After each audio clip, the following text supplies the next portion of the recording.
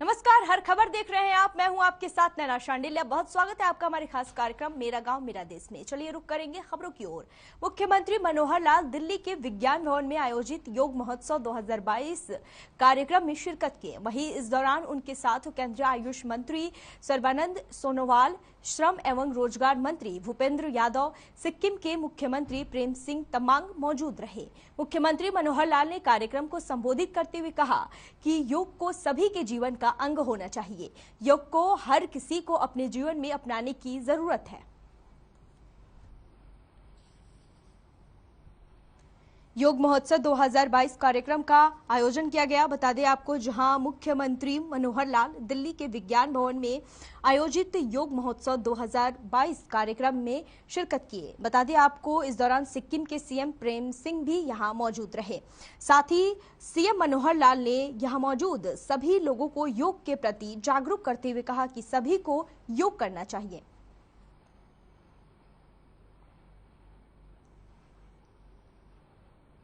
योग महोत्सव 2022 कार्यक्रम में सीएम मनोहर लाल ने शिरकत की, जहां योग को लेकर लोगों को जागरूक करते हुए सीएम नजर आए। कुरुक्षेत्र में कांग्रेस ने विपक्ष आपके समक्ष कार्यक्रम किया, जिसमें पूर्व मंत्री और नेता प्रतिपक्ष भूपेंद्र सिंह हुड्डा भी पहुंचे। बता दें आपको कि हुड्डा ने कहा कि यहां से जनता ने ऐलान किया है कि मौजूदा प्रदेश की जनता मौजूदा सरकार को उखाड़ फेंकने का काम करेगी। वहीं इस दौरान हुड्डा ने संकल्प लिया कि सबको एकजुट किया जाएगा और सभी को लेकर हम साथ चलेंगे। वहीं बता दें आपको कि हुड्डा ने कहा कि इस सरकार से सभी वर्ग दुखी है। तो वहीं पंजाब चुनाव पर बोलते हुए हुड्डा ने कहा कि पंजाब चुनाव का हरियाणा में कोई असर नहीं पड़ेगा। साथ ही हुड्डा ने यह भी माना कि पंजाब में गुटबाजी के चलते कांग्रेस की हार हुई है।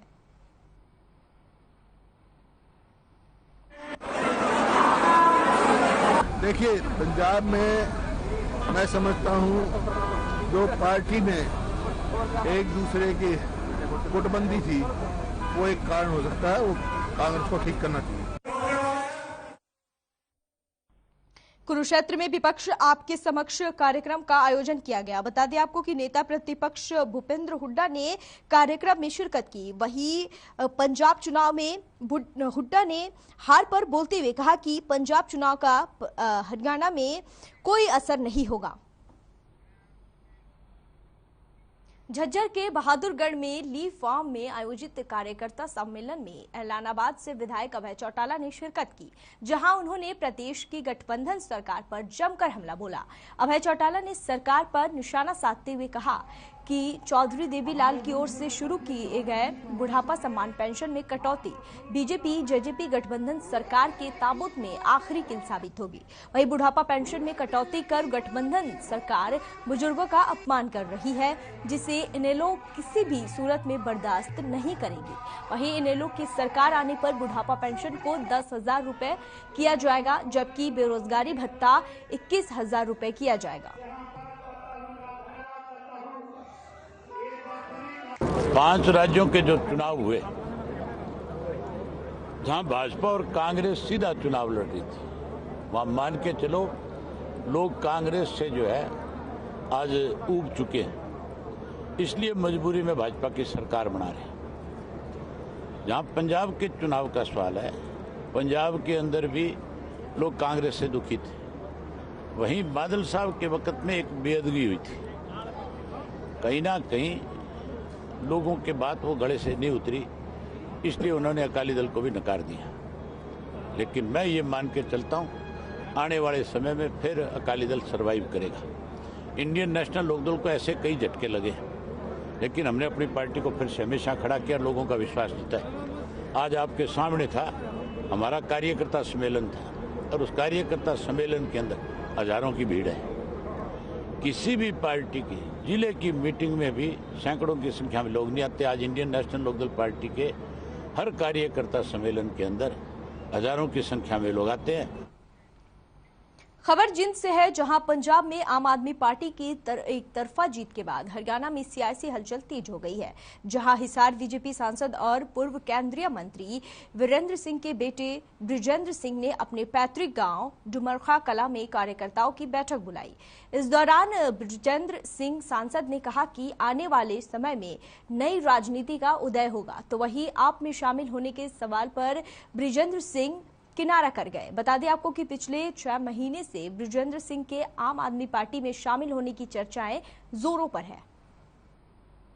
20-21 गांव के अंदर भाखड़ा से पानी, स्कूलों की जो स्थिति है, स्कूलों को अपग्रेड कराने की बात है, उसके अंदर भी सूचित करे और उनका जो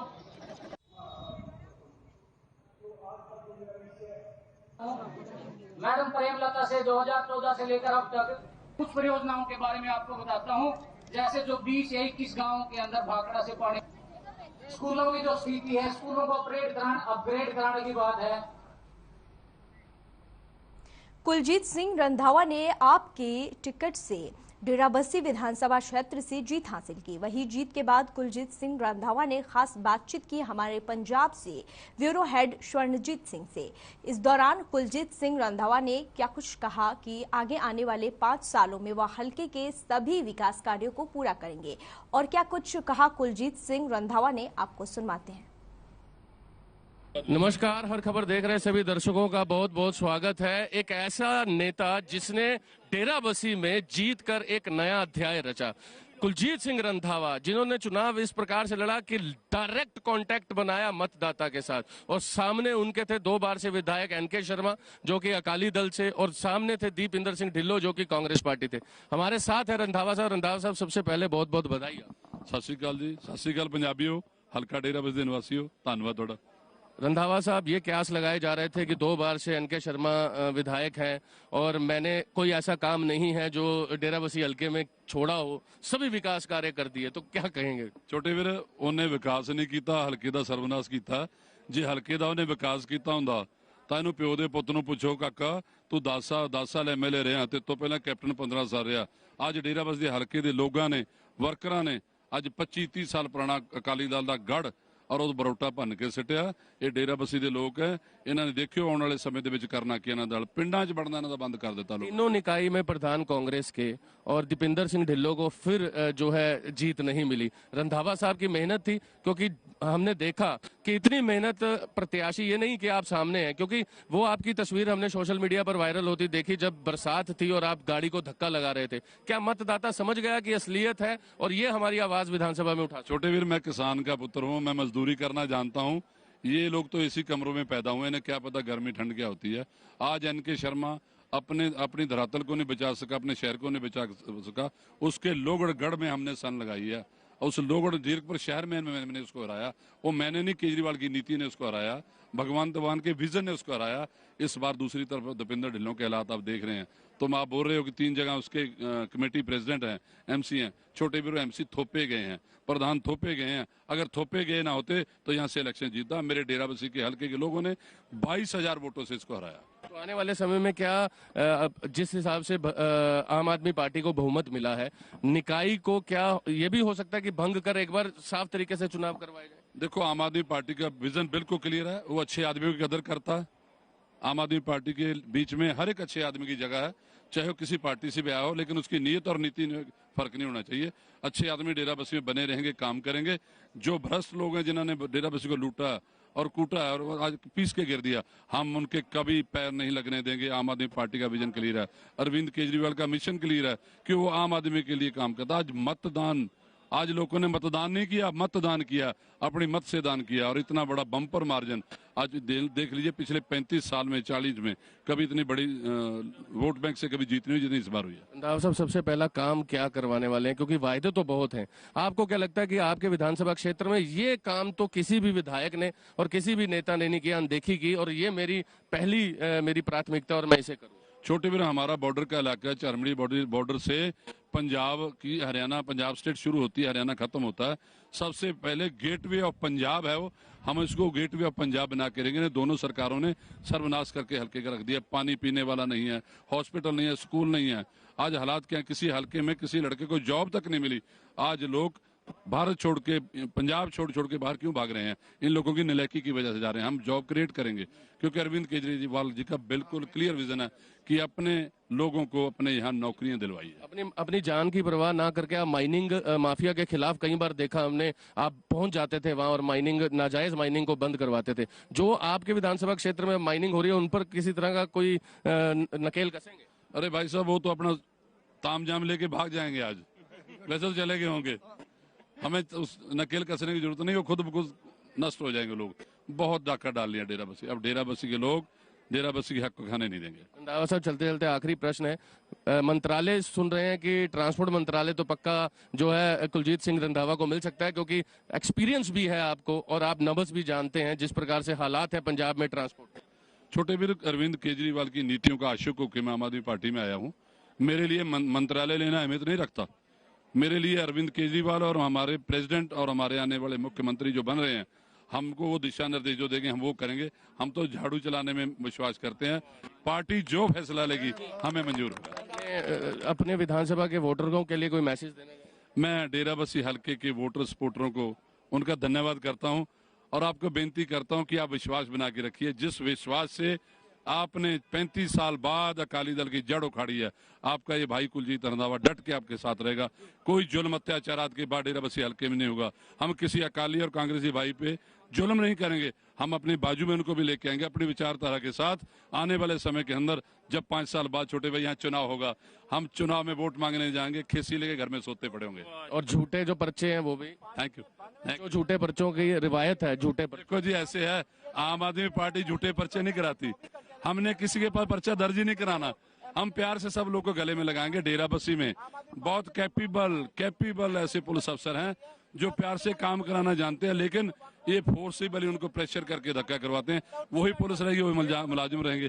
आनंद करेंगे, रामराज आएगा डेरा बस्सी। आपने देखा किस प्रकार कुलजीत सिंह रंधावा, जो कि साफ जिनके टिप्स पर है कि डेरा बस्सी हल्के में किन किन चीजों को नकारा गया और जानबूझकर झूठे FIR दर्ज हुए, और उन्होंने कहा चाहे वो अकाली दल का नेता हो, चाहे वो आम आदमी पार्टी का हो, चाहे वो कांग्रेस का हो, किसी के साथ भी भेदभाव नहीं किया जाएगा, खास तौर पर डेरा बस्सी विधानसभा क्षेत्र में। और उन्होंने ये जीत का श्रेय अपने वोटरों को देते हुए और साथ ही अरविंद केजरीवाल पर आशिक होने की बात करते हुए कहा, इसीलिए यही कारण है वो आम आदमी पार्टी में आए हैं और आज जीत का परचम लहरा पाए हैं। और अपने 5 साल में उन्होंने ये वायदा किया कि मैं इतने कार्य कर दूंगा कि आगे 5 साल में जब चुनाव होंगे 2027 में, तब मुझे वोट मांगने के लिए नहीं जाना पड़ेगा, मेरे काम को देखते हुए मुझे वोट मिलेगा। बहरहाल ये कितने हद तक ये सच्चाई लोगों के सामने आएगी, क्या वाकई में कुलजीत सिंह रंधावा वहां पर खरे उतर पाएंगे, इन सब पर नजर बनी रहेगी। आप देखते रहे हर खबर। कैमरा पर्सन हरदीप के साथ मैं स्वरण।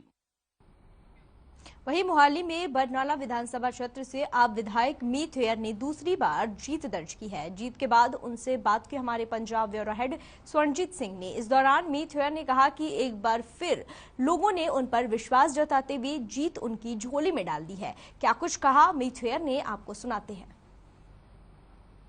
भगवंत मान ने भी कहा कि पहले महीने में ही काम जो है वो शुरू हो जाएंगे। मेरी पहली कलम से मैनिफेस्टो के द्वारा जो वायदे किए गए हैं उस पर काम जो है वो शुरू तो हजे कलम फड़ी भी नहीं, शुरू हो भी गया। ਜਿਹੜੀ ਰੇਤੇ ਟਰਾਲੀ 7500 ਦੀ ਸੀ ਉਹ 5000 ਦੀ ਹੋ ਗਈ, ਕਿਉਂਕਿ ਮਾਫੀਆ ਨੂੰ ਪਤਾ ਲੱਗ ਗਿਆ ਵੀ ਭਾਈ ਕਮਿਸ਼ਨ ਲੈਣ ਵਾਲੇ ਲੀਡਰ ਨੇ ਜਿਹੜੇ ਉਹ ਗਏ। ਹੁਣ ਇਮਾਨਦਾਰ ਜਿਹੜੀ ਸਰਕਾਰ ਹੈ ਉਹ ਆ ਰਹੀ ਹੈ, ਤੁਸੀਂ ਹਜੇ ਸਹੁੰ चुकन दो। ਮੈਨੂੰ ਲੱਗਦਾ ਟਰਾਲੀ 2500। आज को प्रेफरेंस देते हैं मंत्रालय को। मीत हेयर, कौन सा मंत्रालय जो है आपको लगता है कि मैं यहाँ पर सेवा कर सकता हूँ, कौन सा मंत्रालय होना चाहिए? देखो जी, मैं तो पार्टी का वफादार सिपाही हाँ।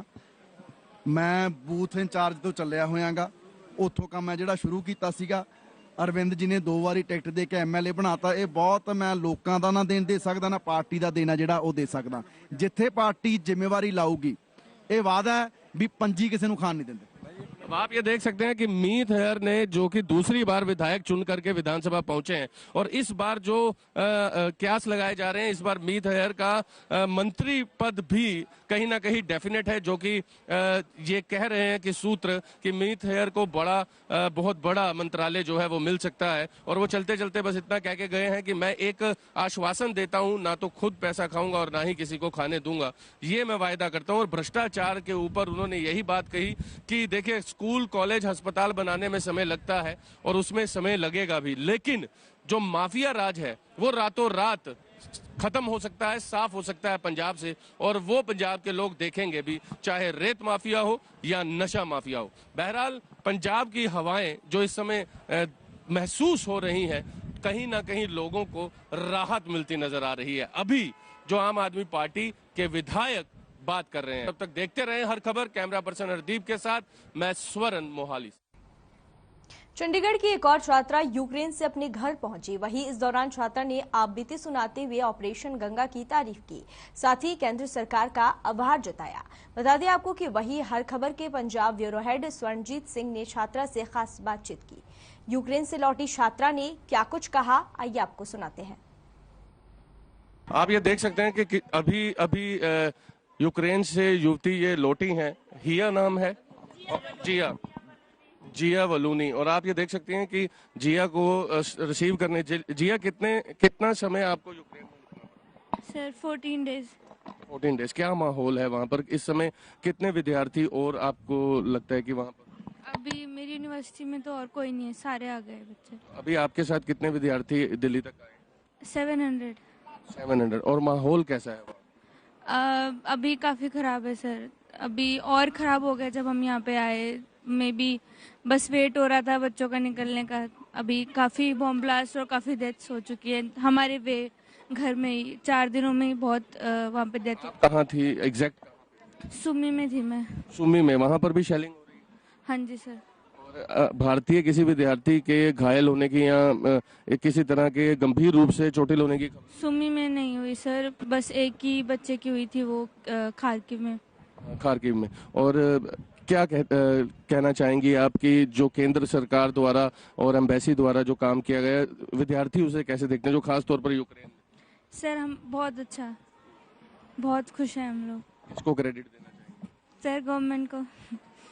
देखिए, आप ये देख सकते हैं कि इस समय बात करना बहुत मुश्किल है, क्योंकि काफी गंभीर दिख रही है ये युवती, जिया जिसका नाम है। और आप ये देख सकते हैं उसके पारिवारिक सदस्यों के चेहरे पर खुशी साफ झलक रही है, चाहे माँ हो चाहे नानी हो, सभी यहाँ पर उसे रिसीव करने के लिए आए हैं। और उनका कहना है कि वहाँ पर शेलिंग अभी भी हो रही है, और उनके निकलते ही 700 विद्यार्थी थे जो आखिरी जो है यूनिवर्सिटी से निकाले गए, और अब वो बिल्कुल सुरक्षित अपने अपने घरों को वापस लौट चुके हैं। तो कहीं ना कहीं माता पिता, रिश्तेदारों का केंद्र सरकार को धन्यवाद करने का जो सिलसिला है वो जारी है। चंडीगढ़ में ये युवती पहुंची है और चेहरे खिले हुए हैं परिवार वालों के, खास तौर पर माता पिता के, नाना नानी के, दादा दादी के। ये रिपोर्ट चंडीगढ़ से। आप देखते रहे हर खबर। यूक्रेन से जितने भी विद्यार्थी वापस आ रहे हैं, पल पल की अपडेट पंजाब से खास तौर पर आप तक हम लाते रहेंगे। देखते रहे हर खबर। कैमरा पर्सन हरदीप के साथ मैं स्वरण।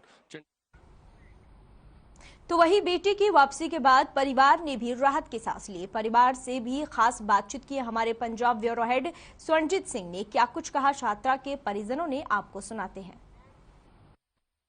इस समय यूक्रेन से विद्यार्थियों का आना अभी भी जारी है। हम इस समय चंडीगढ़ एयरपोर्ट पर हैं, जहां पंजाब में से गए हुए विद्यार्थी जो यूक्रेन में फंसे हुए थे वो वापस आ रहे हैं। आप देख सकते हैं कि भारतीय जो झंडा है वो लेकर के परिवार वाले यहां पर पहुंचे हैं, और माता जी की आंखें नम हैं।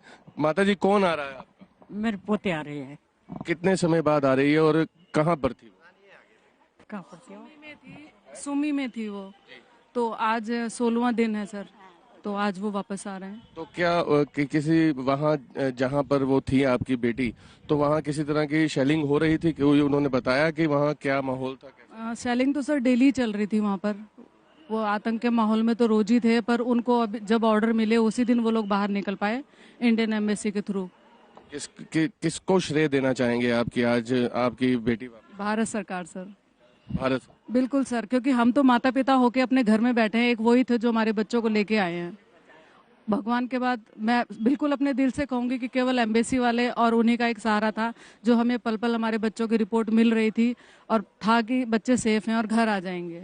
आपकी बेटी के साथ और भी बच्चे आ रहे हैं? कितने लोग आ रहे हैं? 100 बच्चे वहाँ से आए हैं सर। तो अब दिल्ली से कुछ बच्चे वहाँ से अलग हुए होंगे, और वो हम चंडीगढ़ में रहते हैं, तो बेटी यहीं आ रही है। तो अभी 16 दिन से वो कोशिश कर रही थी यहाँ वापस घर लौटने की। जी सर। तो आप ये देख सकते हैं कि बहुत बड़ी बात है माता पिता के लिए, जैसा कि इन्होंने कहा कि हाँ जी, मोदी जी का है ये बहुत बहुत धन्यवाद कि उन्होंने हमारे बच्चों को उतनी दूर से लेके आए, जो हमें मतलब एक तरीके से हम लोग परेशान थे, फ़ोन नहीं कर पा रहे थे, और जब फ़ोन भी कर रहे हैं तो ज़्यादा बात नहीं कर रहे कि कहीं वो उसका भरोसा ना टूट जाए या ढाढ़स ना बन जाए। तो हम तो थैंक यू अपनी इंडियन गवर्नमेंट को बोलेंगे जो आज हमारा बच्चा ढंग से आ रहा है, बहुत बड़ी बात है हमारे लिए। यह तो मुमकिन है, मोदी है तो मुमकिन है। आज हमारे बच्चे घर आ रहे हैं मोदी जी की वजह से, धन्यवाद देना चाहेंगे। जी बिल्कुल, मोदी जी की वजह से आ रहे हैं जी। वंदे मातरम, वंदे। आप ये देख सकते हैं कि किस प्रकार से नरेंद्र मोदी, जो कि देश के प्रधानमंत्री हैं, मोदी है मुमकिन है, ऐसे रिश्तेदारों का कहना है जिनके बच्चे जो हैं यूक्रेन में फंसे हुए थे और वो आज अपने घर वापस लौट रहे हैं। आंखें जरूर नम है परिवार वालों की, लेकिन साफ तौर पर परिवार के सदस्यों का कहना है कि हम धन्यवाद करते हैं केंद्र सरकार का और खास तौर पर देश के प्रधानमंत्री नरेंद्र मोदी का, क्योंकि नरेंद्र मोदी जो नजर बनाए हुए हैं जितने भी विद्यार्थी यूक्रेन में फंसे हैं, पल पल की अपडेट लेते हुए कई बार उनकी तस्वीरें जो है मीडिया के माध्यम से हम तक पहुंची हैं। और यही कारण है कि चंडीगढ़ में रहने वाली ये युवती काफी समय के बाद यूक्रेन से घर वापस लौट रही है और यहाँ पारिवारिक सदस्य जो आप देख सकते हैं देश का राष्ट्रीय झंडा लेकर के उसके स्वागत के लिए इंतजार कर रहे हैं और फूल मालाएं यहाँ पर लाई गई हैं और सभी जो है धन्यवाद करते हुए दिखाई दे रहे हैं केंद्र सरकार और खास तौर पर नरेंद्र मोदी का। कैमरा पर्सन हरदीप के साथ मैं स्वर्ण। फिलहाल के लिए इस बुलेटिन में बस इतना ही। मुझे दीजिए इजाजत। देखते रहिए हर खबर। नमस्कार।